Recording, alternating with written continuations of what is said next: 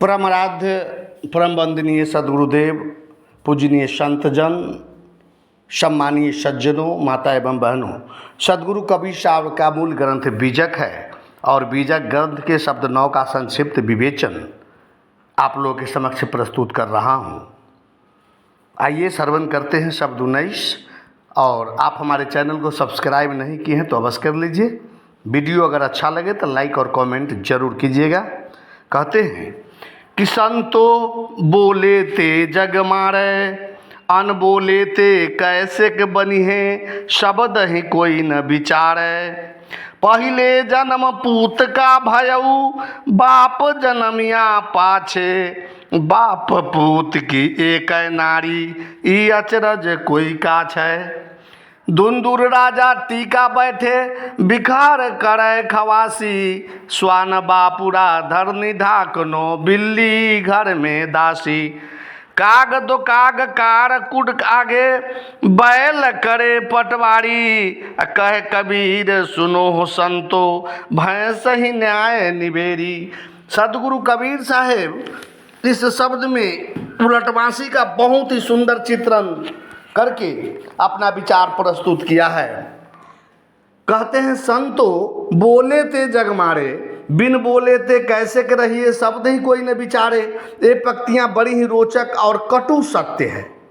साहेब कहते हैं कि मैं सत्य कहता हूँ तो लोग मारने दौड़ते हैं, लेकिन चुप भी कैसे रहूं, क्योंकि चुप रहने से सत्य बात लोग कैसे जानेंगे। पहली पंक्ति है, पहले जन्म पूत का भयऊ, बाप जन्मिया पाछे, बाप पुत्र की एक नारी, ई अचरज कोई काछे। यह बात कोई सुनेगा कि पहले जन्म पुत्र का भयऊ और बाप का जन्म बाद में हुआ तो लोग निश्चित ही मारने दौड़ेगा, क्योंकि हर कोई कहता है कि अमुक व्यक्ति को पुत्र पैदा हुआ है। और साहब कहते हैं कि पहले बाप का जन्म हुआ और पुत्र का जन्म बाद में हुआ। सज्जनों, सुनने में यह अजीब जरूर लगता है, परंतु बात सत्य है।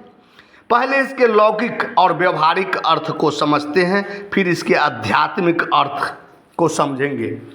व्यवहारिक अर्थ के रूप में प्रत्येक व्यक्ति का जन्म पुत्र के रूप में ही पहले होता है, फिर वह सियाना होता है, शादी विवाह होता है, फिर वह बाप बनता है। अर्थात पहले पुत्र का जन्म होता है और बाद में वह बाप जब बन जाता है अर्थात बाप का जन्म होता है। अगर पुत्र में अच्छे संस्कार होंगे, निश्चित रूप से पिता में भी अच्छे संस्कार होंगे, और जब पिता में अच्छे संस्कार होंगे तो पुत्र में भी अच्छे संस्कार होंगे। और बाप तथा पुत्र ही संपूर्ण सृष्टि, जो दोनों बाप तथा पुत्र एक ही नारी अर्थात माया को पकड़ रखा है। इस तरह बाप और पुत्र की एक ही नारी है। नारी में भी संस्कार का होना अनिवार्य है। माया भी 2 प्रकार का है, विद्या माया तथा अविद्या माया। अब इसके आध्यात्मिक अर्थ को समझते हैं। पहले जन्म पुत्र का भयऊ, बाप जन्मिया पाछे से तात्पर्य है जब आत्मज्ञान रूपी पुत्र का जन्म होता है, उसके बाद ही ईश्वर रूपी बाप का ज्ञान होता है, अर्थात पिता का जन्म होता है। आत्मज्ञान का जन्म पहले हो जाता है, फिर बाप का जन्म बाद में होता है, अर्थात आत्मज्ञान के बाद ही ईश्वर की प्राप्ति होती है। तो ये इसका आध्यात्मिक अर्थ है। और जो उसका ये जो परमात्मा है, जो बाप है उसका, जो उसका निज स्वरूप है, वही उसका आत्मा है। अगला पद है, दुंदुर राजा टीका बैठे, बिखर करे खवासी, स्वान बापुरा धरनी ढकनो, बिल्ली घर में दासी। इस पद का व्यवहारिक अर्थ पहले समझ लेते हैं। मेढक राजा बने और सांप उस मेढक रूपी राजा की सेविकाई करे, यह सुनने में बड़ा ही अजीब लगता है। यह साहेब की उलटवासी है।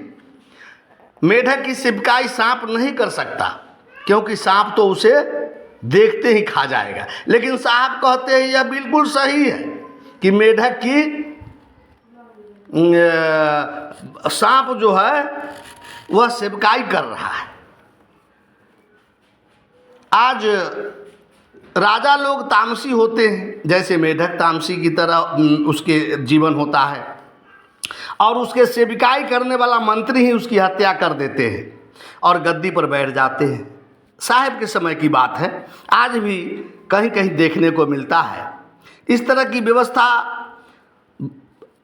है। बहुत से महंत को पुजारी हत्या कर देता है तथा महंत बन जाता है। स्वान बापुड़ा धरनी ढकनो बिल्ली घर में दासी। यहाँ साहब कहते हैं कुत्ते अपनी पूंछ से अपनी इज्जत यानी पैखाना वाला रास्ता नहीं ढक सकता, क्योंकि उसकी पूंछ ऊपर की ओर उठी होती है। वैसे ही आज इस राज्य की, इस परिवार की, समाज की इज्जत व्याबरू बचाने की जिम्मेवारी जो लिया है, उसके अपने ही इज्जत का कोई ठिकाना नहीं है। जुआरी सवारी चोर लंपट घुसखोर तो खुद जेल की हवा खाता है और वह दूसरे की इज्जत व्याबरू बचाने की जिम्मेवारी लेता है, तो लोग का इज्जत क्या बचा पाएगा। और बिल्लियों को अगर घर की दासी बना दिया जाए तो घर का एक भी सामान सुरक्षित नहीं रहने देगा। वह घर का सारा दूध घी मक्खन इत्यादि धीरे धीरे चट कर जाएगा। यही हालत हमारे रखवाले का है। हमें जो सहायता की राशि मिलता है, जो सहायता की राशि मिलनी चाहिए, उसका 20% भी हम लोगों को नहीं मिल पाता है। बिल्ली तुल्य भोग लूलू रास्ते में ही चट कर जाता है। मैं अपनी वाणी को अति संक्षिप्त प्रस्तुत कर रहा हूँ। अब आइए इस पद के आध्यात्मिक अर्थ को समझते हैं। दुंदुर राजा टीका बैठे बिखर करे खवासी। स्वान बापुड़ा धरनी ढकनो बिल्ली घर में दासी। यहाँ मेढक तुल्य जीव राज्य चिन्ह का टीका लगाकर राजा बना हुआ है तथा बिखर तुल हमारी इंद्रियां उस राज की सेवकाई में लगी हुई है। बापुड़ा जो हमारा जीवात्मा है, वो अपने हृदय में अज्ञान और मन रूपी कुत्ते को पाल कर रखा है और ये शरीर रूपी घर में दुर्बुद्धि रूपी बिल्ली सेवकाई के लिए नियुक्त किया गया है। विचार करना है क्या हमारी इंद्रियां जो बिखर तुल है वह हमें बार बार डसेगा ही, और अज्ञानी कुत्ते रूपी मन को अपनी इज्जत व्याबरू बचाने के लिए मन के इशारे पर जो जीवात्मा नाचता है, क्या यह मन इज्जत बचा पाएगा? कदापि नहीं। जिस प्रकार बिल्ली घर के सभी सामान चट पोच कर जाती है, वैसे ही बिल्ली रूपी दुर्बुद्धि हमारे अंदर के सभी शुभ गुणों को चट कर रही है। अंतिम पद है काग दो काग कारकट आगे बैल करे पटवारी। आ कहे कबीर सुनो हो संतो भय सही न्याय निबेरे। पटवारी का अर्थ होता है जमीन का लेखा जोखा रखना। बैल का अर्थ है मोटी बुद्धि वाला अविवेकी।